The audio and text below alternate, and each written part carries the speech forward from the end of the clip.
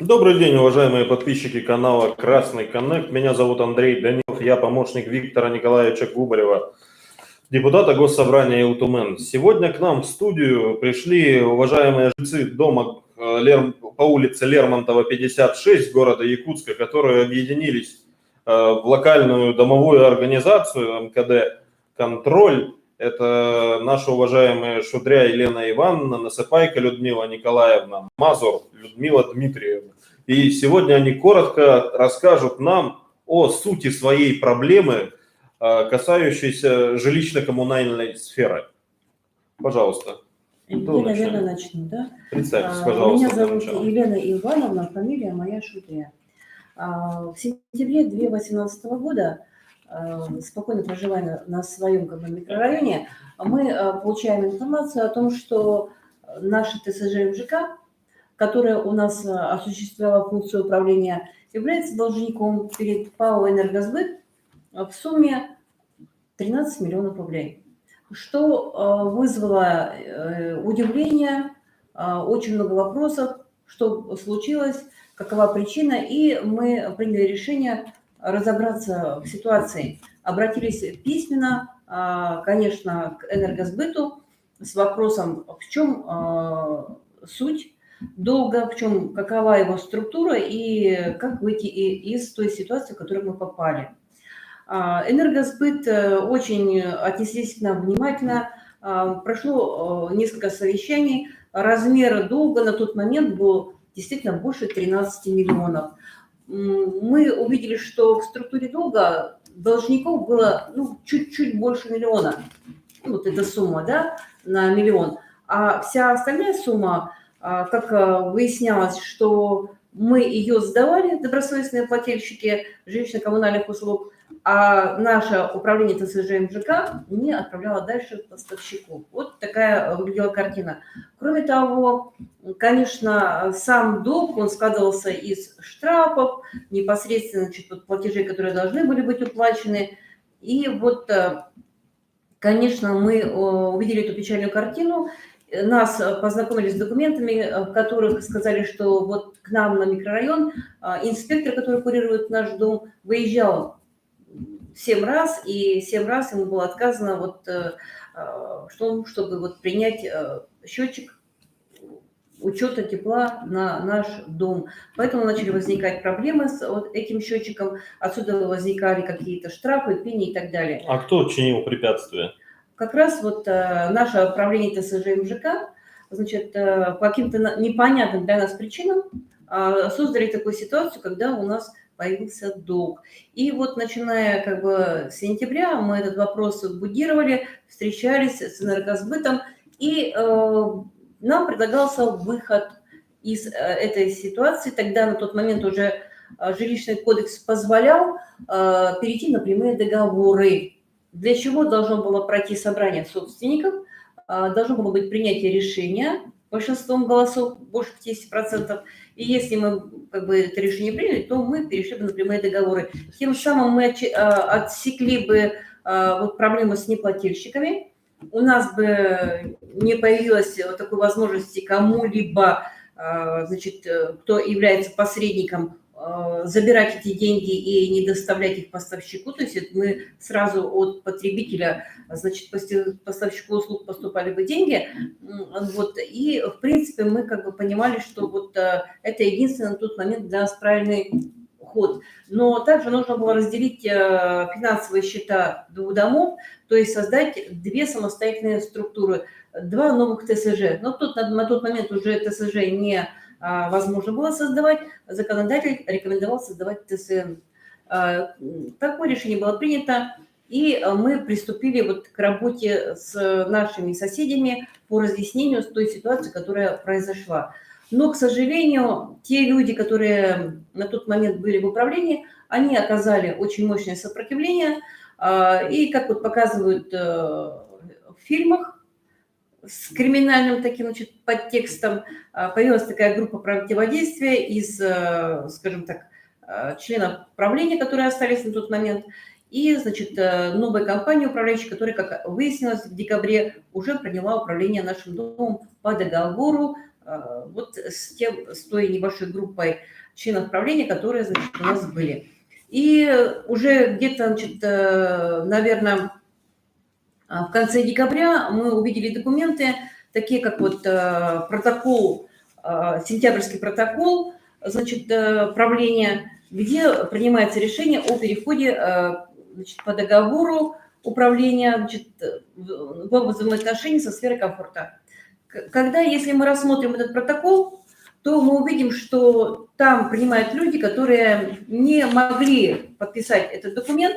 Вот если, значит, обратить внимание на этот вот документ, на этот протокол, вот внимательно прочитать, что, значит, присутствует Синяев, управляющий домами ТСЖ, член правления Андреева, Татьяна Семеновна, председатель правления ТСЖ, Сергей Валерьевна Анатольевна ведет заседание, Протопопов Дмитрий Юрьевич, Львов Михаил Рафаилович, которые даже не являются собственниками. Но, тем не менее, они здесь числятся членами даже правления. И отсутствует член правления Михалев, и приглашена Харченко Вера Васильевна. Вот Харченко Вера Васильевна дала нам, значит, показания, заверенные нотариально, что именно в тот день, 16 сентября 2018 года, это собрание не являлось, его не объявляли как заседание правления, это было как бы рабочее совещание, но тем не менее нотариально заверенный, значит, документ не сыграл никакой роли, значит, что это было просто собрание, не сыграло той роли, что нет кворума членов правления. И даже на тот момент мы сделали позже запрос в жилищную инспекцию, у нас даже не было реестра членов ТСЖ. Вот понимаете, вот организация, которая практически не имеет реестра и должна была быть ликвидирована, значит, но тем не менее собирает правление. Мы пишем второе письмо в жилищную инспекцию, что нету кворума, у нас правление в более широком, значит, представлено виде, но, значит, тем не менее опять пропускается как бы этот момент, ну и дальше события начинают развиваться по как бы криминальной схеме, практически происходит такой, можно сказать, рейдерский захват микрорайона управляющей компании Сверкомфорта, которая начинает принимать решение управлять с 1 декабря, причем начинает управлять без лицензии на тот момент. Лицензия она получает только 1 февраля. То есть там очень-очень много таких вот подводных течений, которые привели нас к очень такой сложной ситуации, и нам пришлось разобраться, так как вот действительно мы, значит, были очень заинтересованы понять, что же все-таки произошло и что происходит. И мы очень как бы серьезно, значит, занялись документами, значит, отправили письма во все инстанции, и вот как бы у нас события развивались достаточно как бы интересно, и тем не менее как бы, значит, до сих пор проблема еще до конца не решена. Это уже на дворе почти 3 года мы проработали. 2021 год. Скажите, кто сейчас на данный момент управляет вашим домом? По-прежнему управляет нашим домом ТСЖ МЖК и имеет договор Сверкомфорта, за деньги по договору осуществляет функцию управления. То есть форма управления у нас как была ТСЖ, так и осталась. Вы поднимали этот вопрос на товариществе собственников жилья, когда общее собрание происходит? Да, мы поднимали этот вопрос, значит, как раз вот в ноябре-декабре, значит, 2018 года. Собственники 56-го дома нас поддержали. Мы практически, значит, готовы были уже создать самостоятельно выйти из ТСЖ, которая вот оказалась должником, значит, такой крупной суммы 13 миллионов. И наши вот собственники 56-го дома были готовы, и практически уже протоколы у нас были на руках, но, как я уже сказала ранее, значит, непосредственно сам вот господин, значит, Червяков, который возглавлял управляющую компанию и возглавляет сейчас как генеральный директор, он... Какую компанию? Сфера комфорта, которая сейчас управляет нашим микрорайоном по договору. Вот он организовал компанию. Они сначала срывали наши объявления, распускали, значит, всевозможные слухи о нашей неблагонадежности. Значит, далее вот буквально ворвались на наше собрание по подсчету голосов и, вот как показывают в кино, устроили нам там полный саботаж. причем, значит, они, значит, провели определенную работу с частью наших вот собственников, и люди... А как они проводили саботаж? Вот с этого момента поподробнее расскажите нашим подписчикам. Как это выглядит саботаж? Ну, то есть приходит такая группа людей, которые будут кричать, значит, и все, что ты не говоришь, все, что ты не произносишь, значит, в это время громко смеются, значит, выкрикиваются оскорбления, значит, Рассказывайте. да, ну, вот у нас есть даже видеозапись, можно как бы ознакомиться, как это происходит. То есть крик, гам, невозможно подсчитать никаких голосов, то есть не может работать счетная группа и так далее. И, кроме того, часть жителей, которые заранее были уже как бы подготовлены, обработаны, напуганы, то, что как бы их это втягивает в непонятную какую-то ситуацию, значит, прямо публично забирали, отзывали свои, значит, уже заполненные протоколы голосования, что, конечно, практически было нарушение действующего законодательства. И хотя у нас присутствовал представитель Центрального округа, но и он ничего не смог сделать, не смог противостоять. То есть нас закричали, люди, значит, вот тут выкрикивали, значит... Скажите, а что это за люди были? Это жильцы домов? Ну, часть, значит, жильцов, которые, значит... Освистывали. Это освистывали, да, которые потом вошли в правление, ручное правление, ну, уже новое правление, усиленное правление, значит, при этой компании, которые были выбраны уже в следующем году. И вот на наше собрание еще являются, значит, люди, которые берут доверенность от собственников, и они совершенно здесь посторонние, не проживают, но они берут доверенность, и начинается вот это вакханалия. Доверенную, оформленную в ТСЖ. Да. Любопытно. Да, это очень любопытно, такой цирк. Можем прям технологию показать. У вас есть видеозапись? Да. То есть это можно придать широкое глаз. Это очень интересно, да, прямо цирк. Угу. На данный момент какие у вас цели? Ну, первая цель, вот мы объединились и приняли решение все-таки вот разобраться вот в сути вопроса, потому что на сегодняшний момент, конечно, есть и такие прорехи в законодательстве действующем, да, есть как бы и такие серьезные вот моменты, которые нужно, ну, в долгосрочном периоде решать, и чтобы вот сфера ЖКХ, она вернулась как бы вот в государственные, значит, руки. Но это как бы вот среднесрочное действующее законодательство корректировать, и долгосрочное это возвращение как бы монополии на ЖКХ, это долгосрочные задачи. А вот сейчас очень бы хотелось, ведь у нас практически мы все проживаем в МКД, и каждая семья с этим сталкивается. Просто не каждый умеет считать квитанцию. И поэтому наша задача сейчас максимально, почему мы объединились в МКД контроль, максимально разъяснить нашим вот собственникам жилья, где, как их вот обманывают, на какую сумму, как посчитать, как проверить. Это первый момент. Второй момент. Очень бы хотелось заострить внимание на работу наших контролирующих органов. Ведь мы-то, собственники, должны спокойно жить. Вот у нас есть возможность либо ТСЖ выбрать, либо управляющую компанию, либо непосредственно управлять. Только три формы, да, у нас есть, как бы вот, по которым мы можем как бы управлять своими домами. Но чтобы все правильно было, у нас есть контролирующие организации. Управление жилищного, строительного жилищного надзора, УГСЖ по Республике Саха-Якутия, Роспотребнадзор, у нас есть Роснадзор, у нас есть биллинговая компания, у нас есть, в конце концов, администрация города Якутска, есть прокуратура. И нам бы хотелось, чтобы вот эти вот надзорные органы, в том числе БЭП, работали по заявлениям граждан, работали качественно в рамках действующего законодательства. К сожалению, мы это не увидели в течение 3 лет. Мы увидели, что вот эти проверяющие структуры, которые, ну, мы так надеемся, мы предполагаем, что люди получают государственную, значит, заработную плату по, значит, своему регламенту, по, значит, уставу своих организаций. Они обязаны стоять на защите, значит, наших законных интересов, да, собственников, защищать наши права и, значит, опираться на конкретно жилищный кодекс, гражданский кодекс, различные постановления, которые выходят там, которые очень хорошо регламентируют эту сферу, но, к сожалению, мы не нашли вот такой поддержки. А еще у нас есть такая ситуация, когда структуры государственные отвечают нам, значит, через 30 дней. Представьте, вот 3 года, вот напишешь письмо, и 30, ровно 30 дней ждут. И вот напишут как бы непонятно что, ты пишешь как бы возражение на это письмо, что мы видим, что вот вы тут ошиблись, как, допустим, с нашим реестром, мы пишем, что у нас есть реестр или нет. Сначала нам отвечают, что нет реестра, а потом, оказывается, он есть реестр. Хотя мы знаем, что реестр появляется только тогда, когда люди пишут заявление.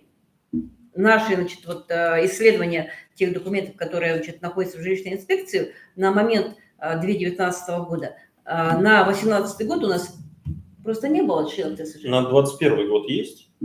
Сомневаемся. Мы очень сомневаемся, что на 2021 год есть. Но Потому что эти документы, у вас есть доступ к этим документам? Нет у нас. нет у нас доступа к этим документам. Скажите, тогда вы хотите на данный момент поменять свою управляющую компанию и форму вообще управления жилым домом? Вот вы знаете, значит, суть же... Или вы хотите просто прозрачности в работе? Мы хотим прозрачности в работе, потому что, как говорится, от перемен мест слагаемых сумма не меняется. Вот представляете, значит, сейчас такая ситуация, когда денежные потоки, они как бы провоцируют людей вот к изъятию этих денег, значит, в своих интересах, да? А почему? Потому что есть некоторые такие вот моменты, такие тонкости, когда, допустим, вот перерасчет за отопление, да? Ведь мы работаем, вот мы сдаем свои деньги, значит, свой взнос делаем по программе 1.12. То есть у нас есть определенная сумма, которая разбивается на 12 месяцев, и мы равными, значит, суммами сдаем первые, значит, 6 месяцев, значит, там, с января, потом, значит, другая сумма идет с июля. И, в принципе, у нас каждый дом, каждый МКД какую-то сумму экономит. Но эта экономия, она у кого находится? Она разве находится у собственника? Нет. Она находится даже не у поставщика услуг. Она находится у посредника. Либо у ТСЖ, либо у УК. Вот мы даже сейчас... Она возвращается? Она должна возвращаться. Вот Людмила Николаевна может пояснить, как... Она возвращается, конечно, но она возвращается не в полном объеме. Почему? А где оседают деньги? Оседают они в управляющей компании. Если, допустим, положено, если у нас есть нормативная часть, сколько мы должны заплатить в течение года, нормативная часть, сколько мы за тепло платим, а потом, значит, сравнивается, сколько по факту использованного этого тепла. И получается, вот сколько я провожу, значит, анализ, и получается, в среднем эта экономия получается до 30%. А на что тратятся в управляющей компании эти деньги? Я не могу ответить, на что они тратятся, потому что это может ответить только управляющая компания, на что тратятся. Они вас не информируют? Они информируют нас, информируют в той части, что, допустим, они потратили, без согласия собственника, они потратили на елку, они потратили на горочку, потратили, там еще на какие-то нужды потратили. Но чтобы потратить эти денежные средства, надо согласие собственника. Хорошо. Скажите, пожалуйста, а сколько у вас сторонников среди жильцов? Не оглашая фамилии, чтобы не подвергать их, скажем, гонениям, опасностям и прочее. Ну вот, когда мы проводили собрание, как я уже сказала выше, то нас поддержало больше 50% собственников, да? 56%. 56% нас поддержали. То есть, ну, можно сказать, что вот это и есть наши единомышленники, которые нас поддержали и подписали протоколы по переходу. Это вот как бы первая такая большая группа. Но вот вступить в вот такую непосредственную борьбу, когда тебя оскорбляют, когда тебя унижают, приходят тебе домой с болгаркой сносить твои, значит, двери, то на такую борьбу, конечно, уже желающих не так много. Ну вот, допустим, когда, значит, касается вопроса перерасчета, вот, ну, кто нас поддерживает? Вот 2 года, значит, нам, как вы уже поняли, как сказала, пояснила Людмила Николаевна, вот любая экономия в ТСЖ, это уже не целевые деньги. Вот мы сдаем по квитанции, это целевые деньги. Если вдруг появляется экономия, то это уже деньги, которые надо каким-то образом, значит, ну вот обсудить, что с ними делать. Вернуть собственнику как излишне уплаченные по закону, либо использовать на какие-то нужды. Понимаете, это уже все регламентировано гражданским и жилищным кодексом. И здесь никакой, значит, не должно быть вот игры, никакого цирка с деньгами. Деньги любят счет. Значит, а как поступают ТСЖ? У ТСЖ должно быть собрание одно в декабре, другое в первом квартале, значит, следующего наступающего года. Что проводится в декабре? В декабре утверждается смета по пунктам 1, 2, 3 и компот, как говорится, да? а уже как бы вот в первом квартале полный отчет с предоставлением всех первичных документов, куда, на что потратили. И общее собрание собственников дает, опять же, путем голосования, причем голосование, опять же, должно быть больше 50%, утверждать первый и второй документ. Хорошо. Скажите, пожалуйста, вы говорите, что вот эти люди обвиняют вас в недобросовестности и оскорбляют. В чем это вот выражается? Чем они аргументируют вот такое отношение к вам? Ничем даже. Ничем. Самое, как говорится, вот лучшее средство защиты – это нападение. Когда мы стали задавать неудобные вопросы про деньги, про, значит, то, почему были разрушены стены в галереях первого этажа, то есть несанкционированные, Несущие стены. да, очень серьезные. Почему проживают работники сферы комфорта и пользуются нашей водой, электричеством за счет общедомовых, значит, нужд? Когда мы спросили, почему разница в тарифах, мы, значит, собираем одну сумму, а как бы оплачивалась поставщик, ну, там как бы вот предпринимателю другая сумма за уборку, какие у нас площади, за которые мы платим? У нас лестничная клетка или мы там за что платим? То есть, когда стали задавать вопросы про деньги, а когда стали задавать вопросы про протокол, то, соответственно, значит, как нам противостоять? Либо отвечать, либо, значит, нас оболгать, чтобы просто никто не обращал внимания на то, что мы говорим. А как вас оболгали? А вот нам ты расскажешь, как нас оболгали. И прямо снято даже видеоролик, непосредственно как раз вот в 2018 году Дмитрий Геннадьевич Червяков заснял видеоролик и обвинял вас, Людмила Дмитриевна, в чем? Когда вы были инициатором собрания. Пожалуйста, в камеру. Обвинял нас как злостных неплательщиков. Значит, когда возникла такая ситуация, когда мы узнали о том, когда стали получать первые платежки уже не от ТСЖ, а от компании «Сфера комфорта», да, мы как бы пришли в недоумение, стали задавать вопросы, нас избегали, просили документы, нам не предоставляли. Ну, естественно, у нас как бы стали возникать вопросы, на которые мы стали сами искать ответы. Да? Мы пошли в энергосбыт, как рассказала Елена Ивановна, откуда долг в 13 миллионов. В другие организации мы пошли, да? И поскольку долг в 13 миллионов, а с компанией вообще неизвестно, она как бы у нас технические функции выполняла, да? И вдруг стала управляющей компанией, да? То есть мы ничего про нее не знаем, мы ничего не знаем про руководителя этой компании. Кому мы доверяем деньги, возник вопрос, и общедомовую собственность, в чей карман из наших как бы рук пойдут деньги, как, вот, что из себя представляет, насколько он профессионален, насколько он там, какие у него личные, деловые качества. Мы были просто кричащим сначала. У нас как бы, мы этого ничего не знаем, нам его не представили. То есть нам не объявили о том, что будет вот эта управляющая компания «Сфера комфорта». Не было уведомлений о собрании. Мы не брали нашего согласия на передачу персональных наших данных. То есть вот она как бы свалилась нам на голову, да? А ведь в современном мире персональные данные это многое значит. И у нас как бы возникли опасения, да, насчет денег, что мы надо платить дважды, тем более мы узнали из письма энергосбыта, что нам придется как бы тоже быть участники возврата долга, да? И чтобы с учетом этих обстоятельств, чтобы не платить дважды, мы приняли решение платить напрямую поставщикам. Это позволяется законом?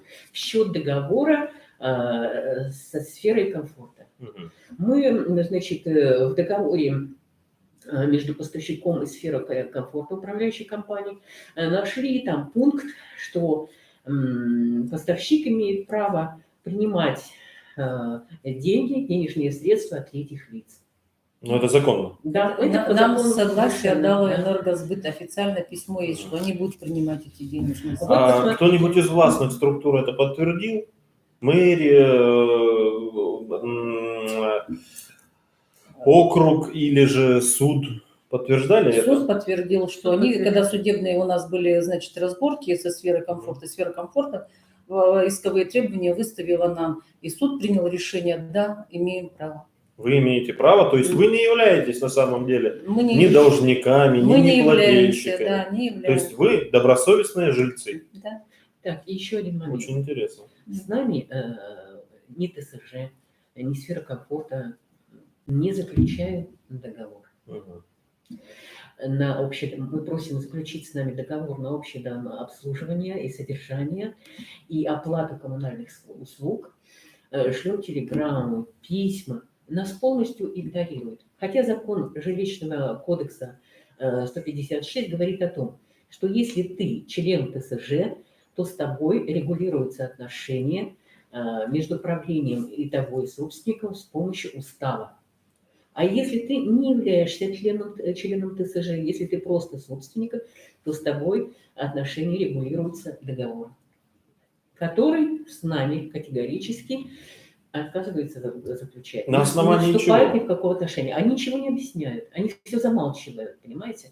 То есть Наши нет ни обращения, оснований, нет ничего. Да, наши обращения, наши телеграммы, наши письма, они просто не реагируют на них, они их не получают.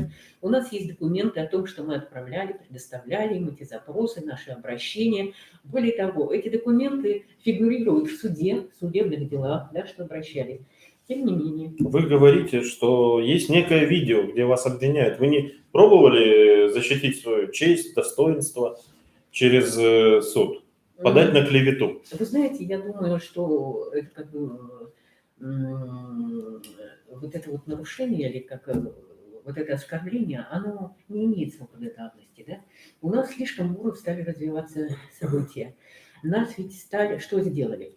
Там было принято решение закатать нас в асфальт с помощью судов, что они и делали в течение 2 лет. Но вы выстояли и выиграли все Да, суды. мы прошли все мировой суд. Потом они делали что угодно. Они вот членов одной семьи, они разделили нас на собственников. Один собственник на сына моего одно дело организовали, на меня другое дело организовали. Сначала разъединили, потом они нас соединяли, они сделали с нами, что хотели. Мы прошли мировой суд, городской суд, апелляционный суд, кассационный суд, опять вернулись в апелляционный суд.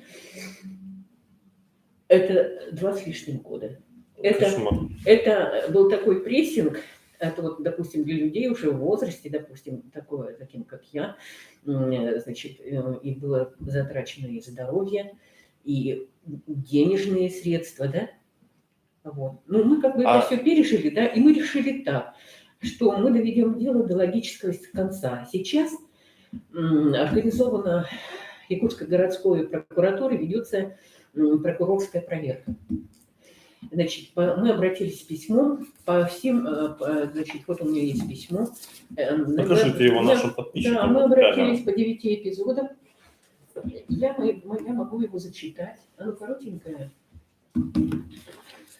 Мы обратились, что собственники квартир, вот имена и отчества, постоянно проживающие с 1991 года по указанному выше адресу, столкнулись с грубыми нарушениями действующего российского законодательства и прав потребителей в сфере ЖКХ.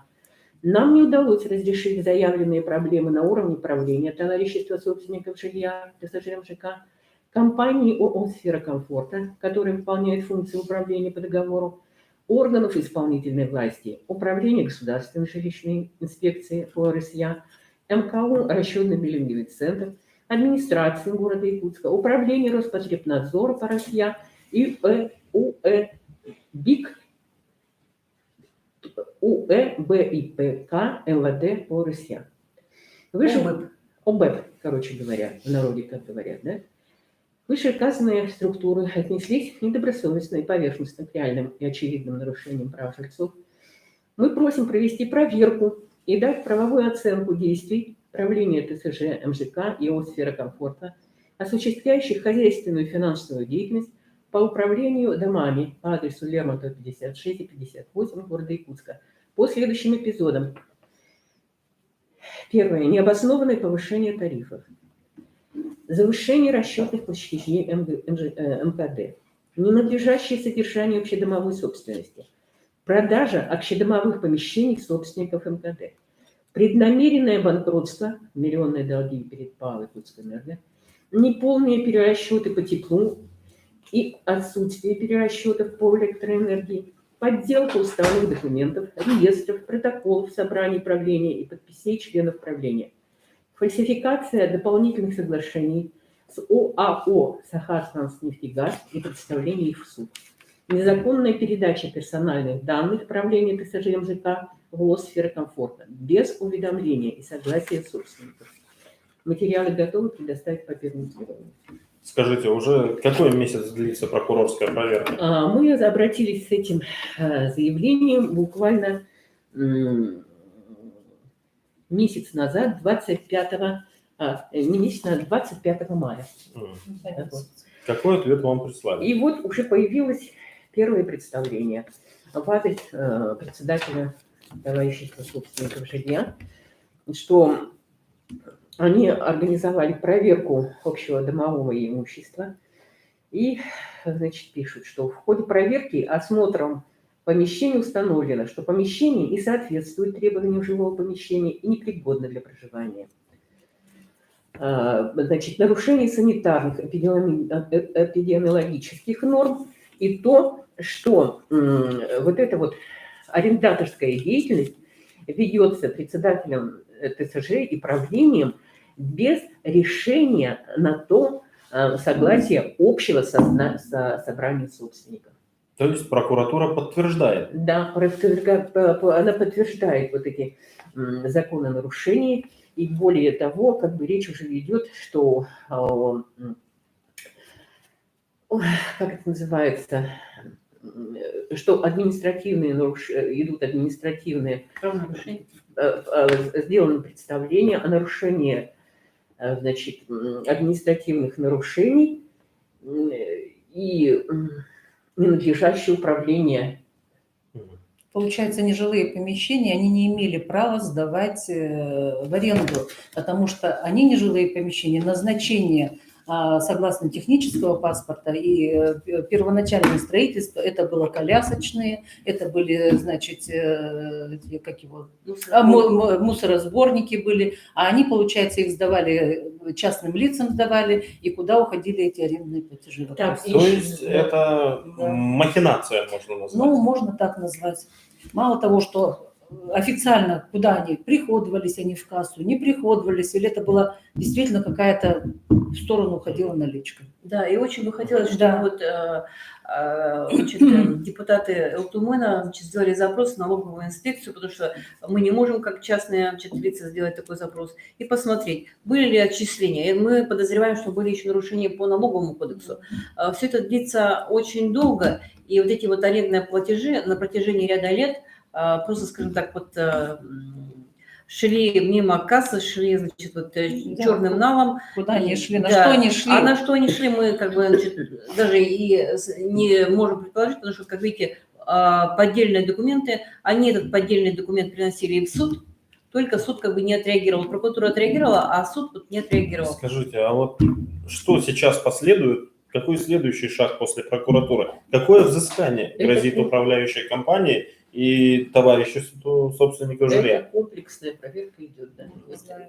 Мы только назвали. Вот нарушение, скажем так, налогового кодекса, это уже уголовное преследование. Вот смотрите, получается, они вот когда сфера комфорта приступила с 1 декабря, они все эти нежилые помещения передали в сферу комфорта.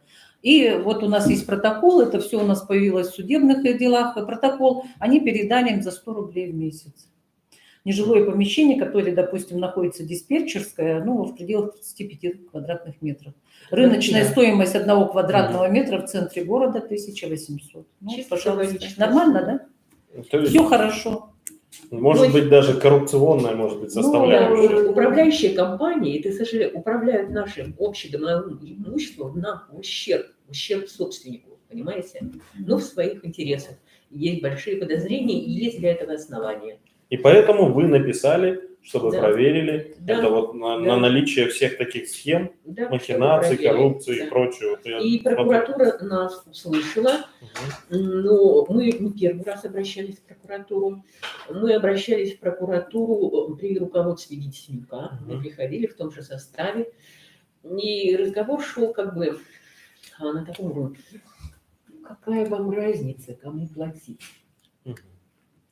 Сейчас пришло новое руководство в прокуратуру, да, вот тут как бы личный фактор, да, срабатывает и профессионализм, и чутье профессиональное.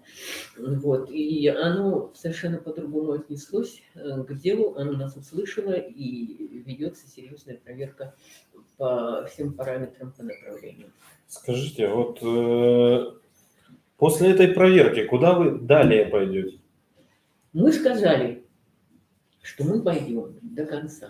Мгм. То есть вы Мы готовы пойдем. обращаться Если и в нас- центральные органы И в прокуратуры, центральные органы и прокуратуры, президенту даже? Мы уже да, обращались. и в Дальневосточный округ, и вплоть до приемной президента. А к кому вы обращались? Вот Елена Ивановна. Я непосредственно была в городе Москва, заходила в приемную Владимира Владимировича Путина. Значит, как раз вот все наши вот злоключения в 2019 году мы как бы изложили о том, что мы не можем, на тот момент мы не могли, значит, убедить прокуратуру в том, что есть нарушение. Мы приступили с работы МВД по АБЭП, тоже получали такие смешные очень ответы, что вот со слов Андреевой, она вот сказала, что как бы не было, значит, там умысла злого, что Да, деньги... брали. Да, а никакого, ни одного подтверждающего документа, никакого протокола собрать. То есть мы же уже ознакомились с действующим гражданским кодексом. Да, как должны, значит, распоряжаться деньги, и когда они, значит, являются целевыми, когда не целевыми, какие налоги и что. То есть мы это уже знали и были крайне удивлены некомпетентностью, значит, этих вот То есть правоохранительных. вы хотите, чтобы правоохранительные органы повторно провели проверку? Да, и когда мы обратились в приемную, значит, Владимира Владимировича Путина, то есть мы надеялись, что действующая власть проявит власть, то есть данную ей народом. Мы надеялись, что она эту власть проявит. Вот. И вот в этом году, когда был прямой эфир, я прямо вот отправила, значит, туда СМС-сообщение о том, что, ну как же так, то есть я уже обращаюсь непосредственно к Владимиру Владимировичу Путину, предоставляем весь комплект документов. Мы были в суде, суд тоже не видит на голубом глазу, не видит поддельных документов. То есть вот один судья Луковцев обратил внимание на договоры с поставщиками, обратил внимание, что вот Сахатранснефтегаза вообще поддельный документ, прямо от руки поддельный документ. Ну, судья должен уже был отреагировать. То есть у нас не суды, никто не реагирует. И вот в этот раз еще раз я обратила внимание, значит, действующей власти о том, что действующая власть вообще не действует. Она у нас бездействует. Подождите, на тот момент, на 18-й год, у нас в городе до 20-го, по-моему, уже года был чудо-мэр, так называемая Сардана Ксентьев. Мы подходили к чудо-мэру. К чудо-мэру мы тоже подходили, к чудо-мэру. Но чудо-мэр, значит, нас отправил к своему заму. Зама... Как звали заму? Сорокин. Имя, отчество... Сейчас мы припомним имя, отчество. Значит, господин Сорокин до этого, как раз в 2018 году, мы его еще застали, он работал в ПАО «Энергосбыт». Как раз именно с ним я имела беседу 1,5 часа в его личном кабинете. Мы, значит, вот я пришла с проблемой, а он меня лично уговаривал, что вот зачем, ну, сначала поинтересовался, вы на чьей стороне, как бы вот ТСЖ плюс сфера комфорта, вот там с этой командой, или вы как бы вот команда, которая вот противостоит этому как бы явлению.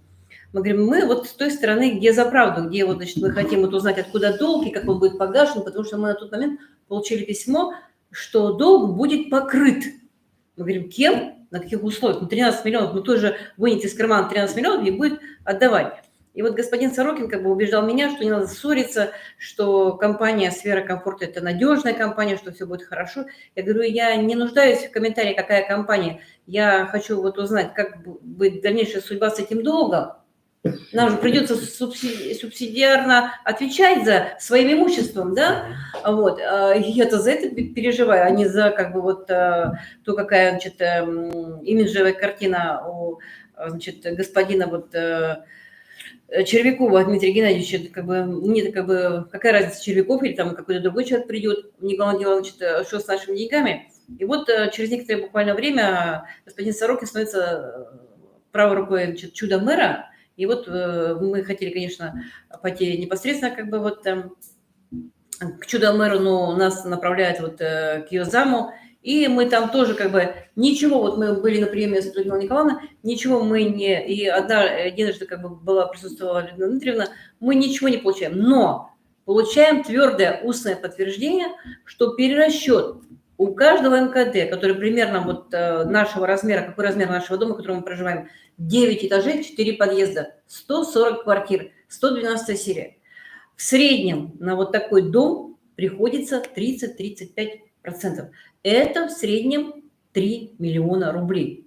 Уважаемые зрители, вы слышите, каждый год с каждого МКД в среднем 3 миллиона рублей. Есть за что с нами биться, есть за что нас закидывать оскорблениями и на каждой квитанции писать, что мы должники, позор должникам и так далее. То есть вот они такую устроили, значит, травлю, да, значит, мы обращались и, значит, в Народный фронт, мы обращались и, значит, в Комитет по защите прав человека, мы обращались и в МВД, говорим, у нас натуральная травля. А к кому вы обращались по правам человека?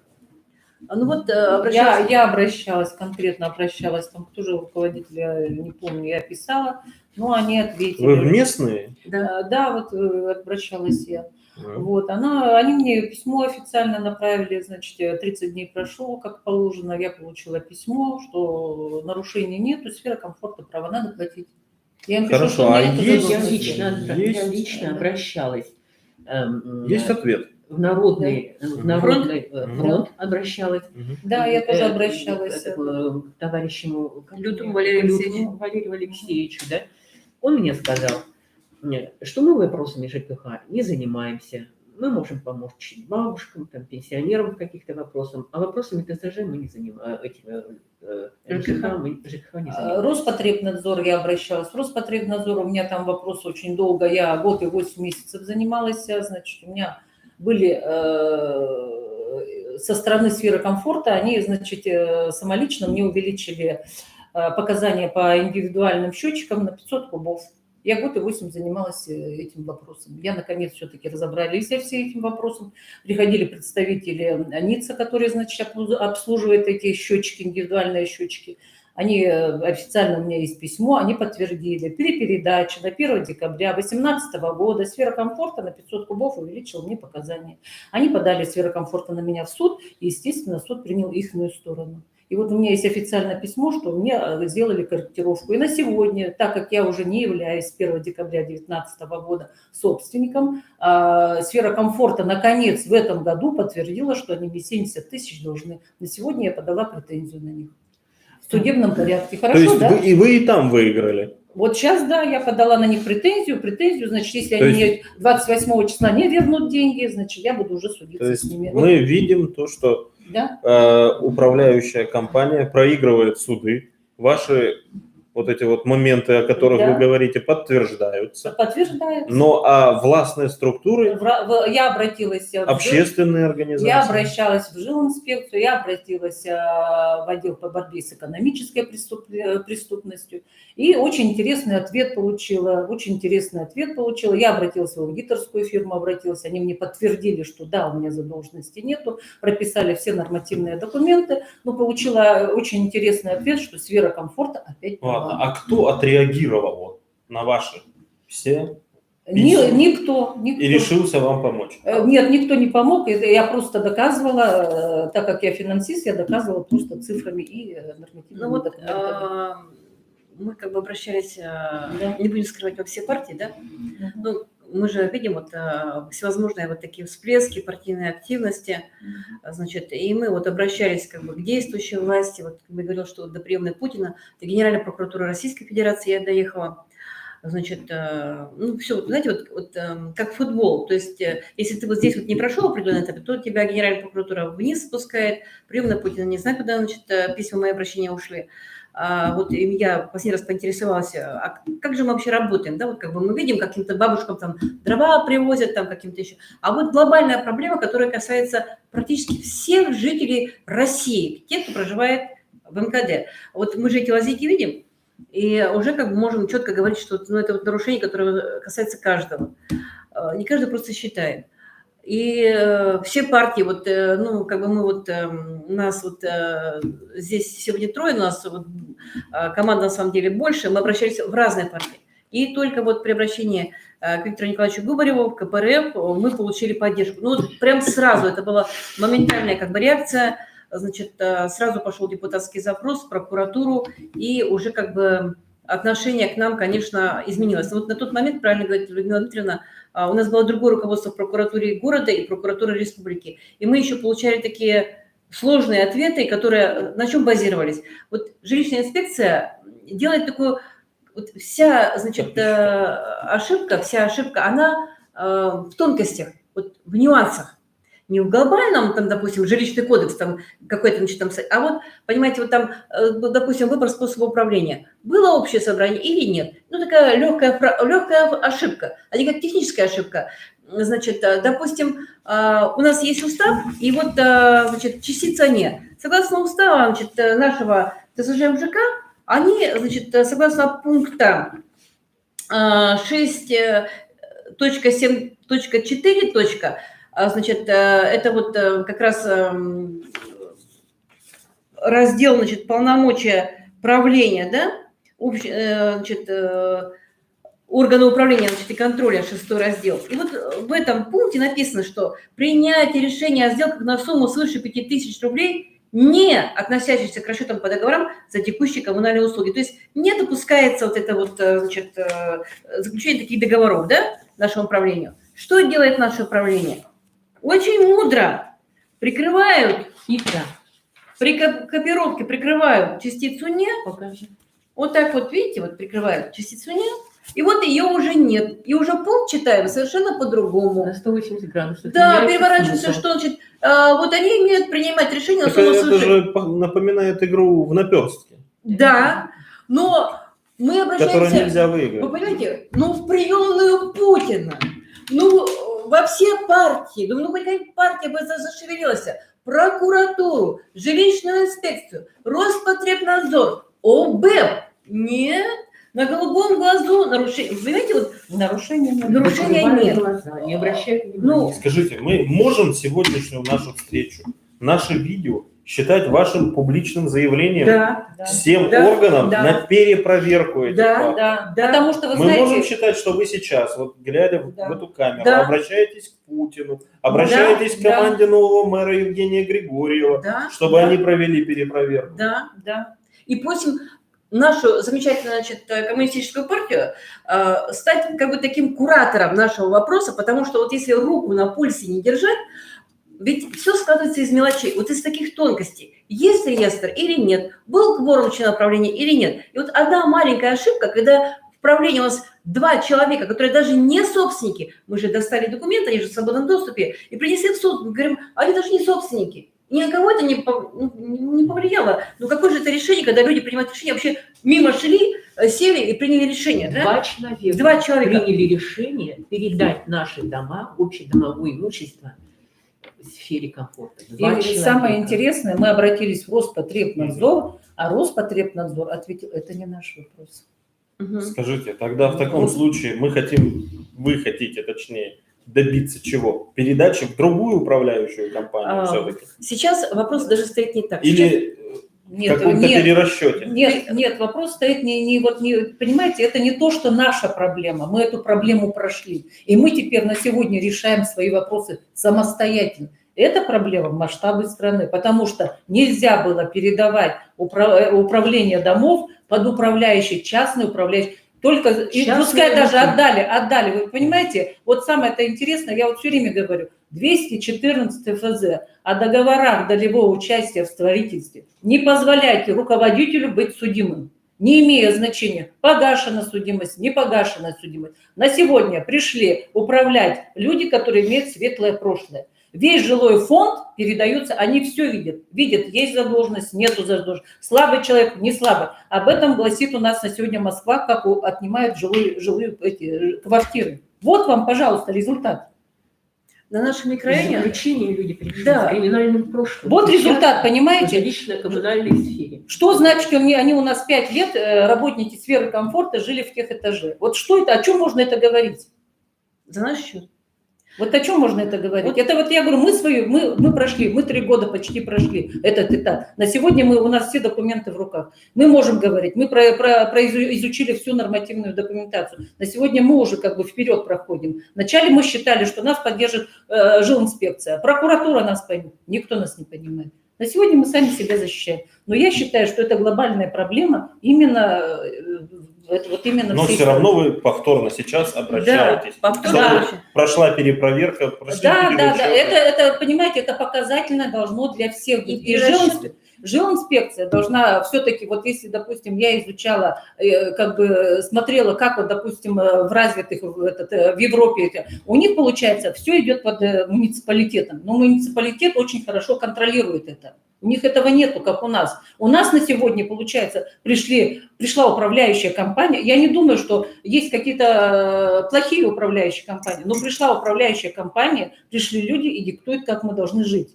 То есть За наши же деньги он мне диктует, как он должен жить. Вообще бесправие. И вот смотрите, Плати деньги. вот и эти всё. деньги, которые сейчас мы видим, как были изъяты, ведь у жилищной инспекции, у прокуратуры нет срока давности. Вы понимаете, если у меня есть, как у потребителя коммунальных услуг, чтобы свои претензии отправлять, мне 3 года срок давности.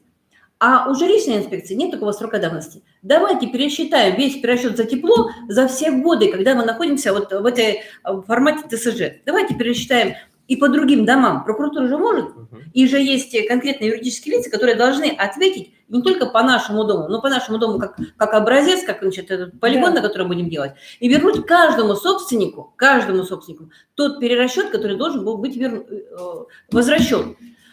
Второе. С нас берут по тарифам, значит, собирают одну сумму, а вот исполнителям вот этих как бы услуг, которые занимаются уборкой, значит, дворовой территории, платили меньшую сумму. Давайте это посмотрим. Давайте посмотрим, что творится с площадями. Ведь это не только у нас. И сейчас мы уже создаем группу МКД-контроль, мы уже понимаем, мы свои интересы как бы отстаиваем. Давайте привлечем, значит, ответь, как вот договор с Сахатранснефтегазом, когда Сахатранснефтегаз мне не было, значит, подписано договора от 30 ноября. Ну, самое это интересно, вот смотрите, в доверенности, обратите внимание, да, договор, значит, 30 ноября 2018 года, а тут, значит, указано по доверенности от 1 января 2019 года. Супер, да? из будущего. Из будущего. Всё И вы понятно. понимаете, Хорошо, давайте мы тогда еще обратимся к общественникам, правильно? Да. Из всех... Вы понимаете, мы обращались к общественной организации, которая курирует именно права потребителей. Но вот сейчас вам необходим, как я понимаю, юрист на общественных началах, скажем так, который помог бы вам довести уже это дело до конца, правильно?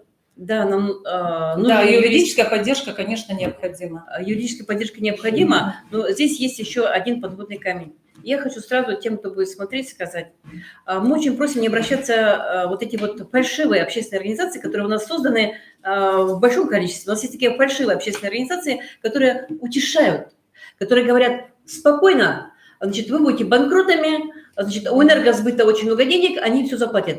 Когда у нас была такая ситуация, когда мы еще разбирались, к нам подходили такие общественники, которые говорили, у нас даже аудиозапись осталась, которые они говорят, все спокойно, сейчас вы перейдете в сферу комфорта, ничего страшного, а это долг, значит, ТСЖ признаем банкротом, А у государство энергосбыта... за счет субсидий каких-то да. покроет вам это. Так Да. покрыт на сегодня этот? Нет, вопрос? Нет, конечно. И решение- вы покрываете сами. Нет, Пока еще решение нет. арбитража на Вопрос сегодня открыт. вступило в силу. Вот сегодня, именно сегодня, это уже апелляционная жалоба в Чите. в Чите. И вот мы завтра уже получим, значит, увидим опубликованное решение, но, по крайней мере, все, долг уже устоялся. Они, конечно, сопротивлялись очень долго. Суды тоже шли у энергосбыта несколько лет, потому что занимаются вот этим крючкотворством специалисты этого жанра, люди, которые имеют опыт судебных дел, и поэтому они там, значит, различные делают такие вот интересные вещи, ну, допустим, как по отъему нашего имущества.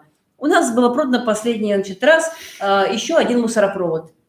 Третье помещение с нашего микрорайона, что вообще категорически это же уголовное, значит, преступление. Вот продается общее имущество. Как поступает наш ТСЖ? Составится документ, иск, делается несколько ошибок, им отказывают. Нашему сообществу докладывают. Понятно. Понятно. Нам отказали. Людмила Викторовна. Да, я вот хотела сказать, вернуться к цифрам, да, такой момент. Вот мы как бы считали, что у меня площадь 51,5 квадратных метров. Перерасчет по теплу 17 565 рублей мне положен.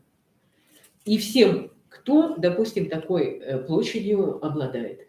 Кто-нибудь из вас, дорогие зрители, получал такой перерасчет по теплу на руки?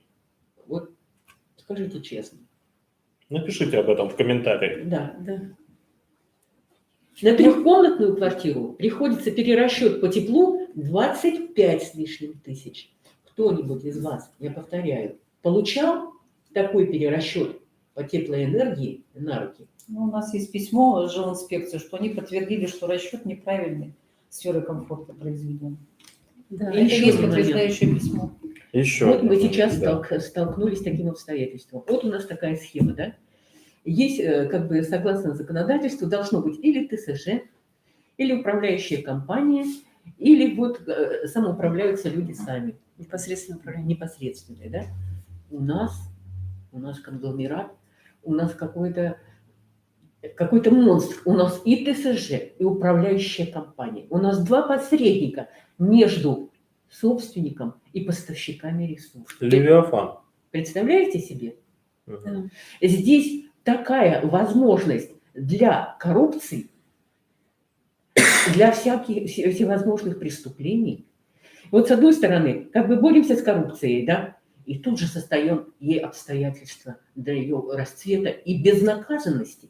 Потому что, ну, как вы сейчас убедились, сфера ЖКХ, она вообще никем не контролируется. Если контролируется, то номинально и поверхностно. А такие организации, как жилищная инспекция, мы в этом убедились, как биллинговая компания, они не контролируют эти сферу комфорта, выступают управляющие компании. В поддержку их требований. Да, Суде. они с ними на договорных основах находятся, и они их обслуживают, понимаете? Они стоят не на интересах собственника, не на интересах простого человека.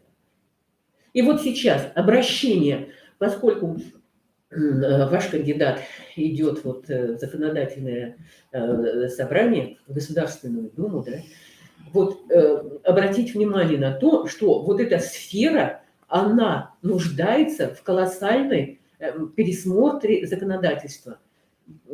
Дальше так жить нельзя. Подводя итог тогда нашей беседы, мы должны заявить о том, что государство должно взять ЖКХ в свои руки, Да, Как да, там да. абсолютно как это точно. было раньше, А сейчас наши деньги идут частнику. без посредников, Без Он посредников. которые наживаются на этом. Да, Да. да. А посредник у нас кто? Коммерческая структура. Да, А частная. коммерческая структура живет для чего? Для извлечения. прибыли.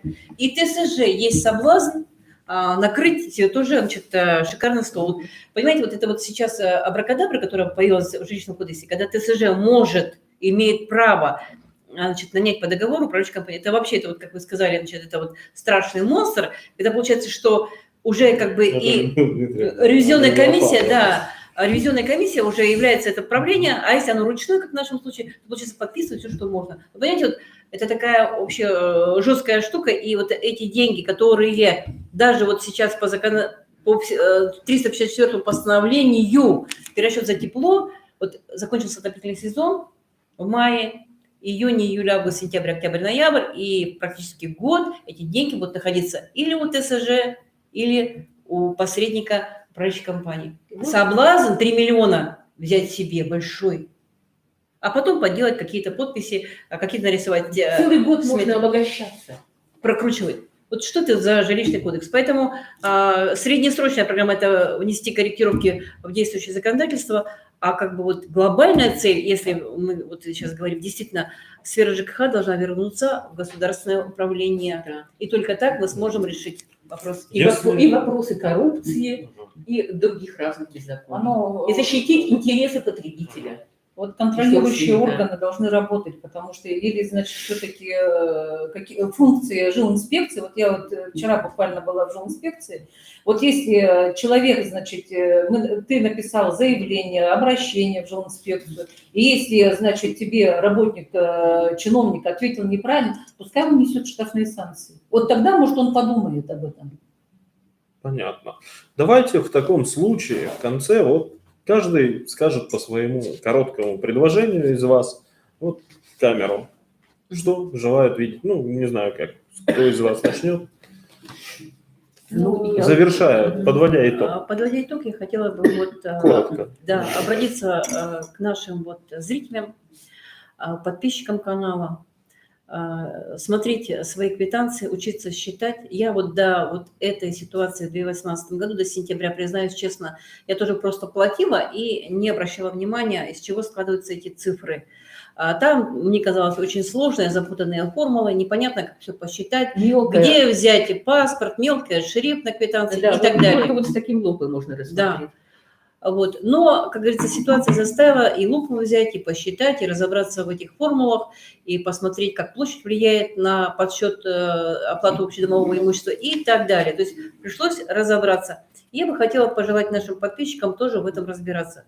Второе мое пожелание. И объединяться. Если мы хотим решить эту проблему, мы должны понимать, что нужно поддержать тех людей сейчас, вот, когда будут выборы, поддержать тех людей, которые готовы менять действующее законодательство и знают, как это делать. Не вот так причесывать, значит, опять, значит, чтобы у нас, скажем так, из одного, значит, как бы из одной проблемы оно вылилось в другую, а кардинально, четко понимающее. А самое главное, мы должны понимать, когда у нас кресло чиновника – это средство добывания денег с тех же управляющих компаний ТСЖ недобросовестных, когда все у нас продается и покупается, и когда товарищи стали товаром, то, наверное, мы уже дальше жить не сможем. Понимаете, у нас уже начнется отъем наших квартир. Вы понимаете, что сегодня, согласно действующему законодательству, вам можно просто с ноги открыть дверь, взять болгарку и спилить все что угодно, потому что в вашей квартире находится общедомовое имущество. Поэтому ваша квартира, значит, она практически условно ваша. А так можно, значит, вот пройти и сделать все, что угодно. И вот полный беспредел, который прошли мы. И поэтому я предлагаю вот всем подписчикам очень серьезно подумать, эту информацию, как бы вот поделиться этим видео со своими знакомыми. Я думаю, что если будет приложение этой передачи, вы еще послушаете. Мы даже можем сделать ссылки на те какие-то вот источники, где можно получить хорошую информацию, и чтобы грамотно как бы вот управлять своим имуществом. Поэтому я вот предлагаю как бы очень внимательно отнестись вот к этой теме и, как говорится, объединяться, как Людмила Дмитриевна, и изучать и, конечно, действовать на опережение, работать с фундаментом этой проблемы, но не только вот как бы по поверхности, значит, там шашкой махать и сбивать шишечки. И защищать свои интересы. Да. Обязательно защищать свои Людмила интересы. Николаевна, вот вам слово, что вы... Ну вот я хочу сказать, что каждый собственник должен защищать свои интересы. Кроме того, что он, конечно, он должен изучать, за что он платит, как он платит, в каком он размере платит, но обязательно защищать свои интересы. Не быть пассивным. Вот это самое вот главное. Если человек пассивный, значит, ну, будут появляться такие у нас люди. И я добавлю. Главное не бояться. Вот многие сейчас, глядя на нас, занимают такую позицию. Ну, посмотрим, как они там сработают, что у них получится. Как бы позицию наблюдателя. Потом, когда ветер дует, ну, мы как бы тоже там среагируем по обстоятельствам. Не надо бояться ничего. Я вот тоже, видите, человек в возрасте, я своего возраста даже не скрываю. Да? Никогда не приходила, никогда не углублялась, не внедрялась в эту проблему ЖКХ. Так же, как вы платила эти квитанции, не глядя с доверием. Да? Вот. Но вот Господь Бог нам открыл эту ситуацию. Мы так же жили, как вы, не понимая и не видя, что происходит. Принимая ситуацию такой, как есть. Но вот Господь нам открыл эти обстоятельства, и мы уже не имели права, и не имеем права пройти мимо их. И поэтому, если мы сначала пошли буквально на ощупь, не зная, в какую воду мы вступили, сейчас мы на руках имеем уже свидетельство и доказательства того, что мы правы, что мы на верном пути. И поэтому, как бы ни сложились обстоятельства, мы доведем это дело до логического конца. И еще раз, не надо ничего бояться. Вот тьма боится света. Нам чего бояться-то? Ну чего нам бояться? Надо избавиться от страхов и начинать уже защищать себя, будущее своих детей. Надо подниматься и просыпаться. И уже хватит спать и сидеть на диванах у телевизоров и думать о том, что там вот кто-то наверху, кто-то есть. Он знает, как и куда нас вести. Никто ничего не знает. Мы столкнулись с таким уровнем низким и злоумышленным управления, что не передать. Это прибавило мне седых волос, а здоровья не прибавило. С надеждой на солидарность и на то, что наше общество пробудится, и соседи мои, они перестанут читать просто сообщения в WhatsApp и наблюдать там эту всю борьбу. Они, наконец, станут подавать голос, понимать, что происходит, и отстаивать свои интересы. Уважаемые подписчики, вы сегодня выслушали реальную историю жизни одного дома в течение 3 долгих лет. Вы услышали реальные истории 3 семей, 3 человек, которые пришли сюда, но на самом деле их гораздо больше. Вы увидели, через какой ад в борьбе за свои права им приходится проходить. Мы же, остальные жители нашего города и страны, проходим по другому пути. Мы просто платим по квитанции все, что нужно. С точки зрения управляющих компаний, с точки зрения поставщиков услуг. Но если мы будем бороться за свои права, активно участвовать, объединяться в подобные организации, мы сможем снизить и тарифы, мы сможем возвращать, как это предусмотрено законодательством, часть квартплаты и оплаты за услуг. Вы видите этих мужественных женщин, которые добивались в течение 3 лет своей правды, и они частично уже этого добились и будут продолжать борьбу. Подписывайтесь на наш канал, ставьте лайки, дизлайки, оставляйте комментарии. Если среди вас есть неравнодушные люди, готовые помочь этим светлым людям, которые ведут свою неравную борьбу, присоединяйтесь к нам. Октябрьская 3, мы сведем вас с этими людьми, дадим контакты, сами будем участвовать в этом, так сказать, походе против системы. Но будем надеяться на лучшее, что и остальные жители нашего города, страны будут платить меньше и по справедливости, а добросовестные управляющие компании будут развиваться и обслуживать достойно жителей города. Спасибо.